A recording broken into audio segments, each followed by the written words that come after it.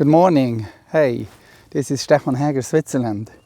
Today I read the Bible with you. Jesus telling stories, and he is telling stories about the farmer throwing seeds on a field. Let's go and see where we find it. It's a lovely morning.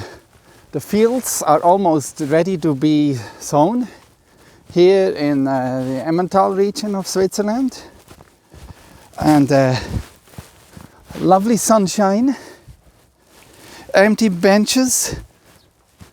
And what do we have here? The Bible. John Mark is reporting from the 1st century. He is the one who escaped the mob when Jesus was arrested. Naked. That's his bookmark.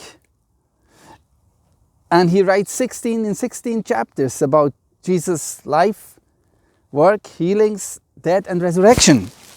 In chapter 4, we read from 26 onwards that Jesus said, "Here is what God's kingdom is like. A farmer scatters seeds on the ground. Night and day, the seeds come up and grow.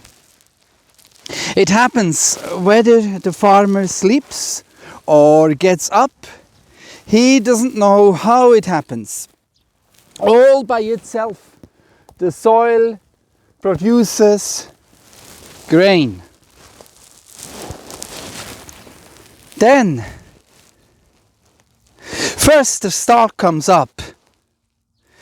Then the head appears. Finally, the full grain appears in the head. Before long, the grain ripens. So the farmer cuts it down. Because then the harvest is ready." This is how Jesus describes in Mark chapter 4 the way of a grain growing into a harvest. Verse 30. Again, Jesus said, "What can we say God's kingdom is like? What story can we use to explain it? It is like a mustard seed, which is the smallest seed. You can hardly see it.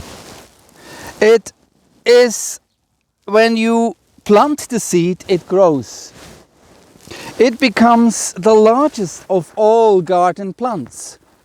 Its branches are so big that the birds can hear. They can rest in its shade." So another parable about the kingdom of God, another story. Using many stories, Jesus says here.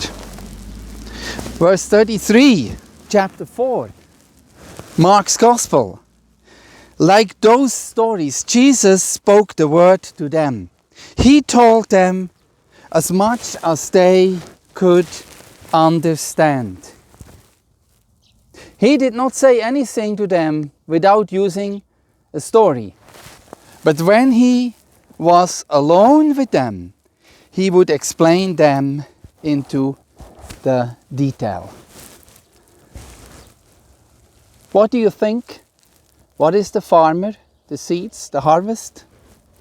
What does that mean about the kingdom of God? What do you think what the mustard seed means about the kingdom of God? This is a question for you for today. And with these two stories of Jesus, I leave you for today.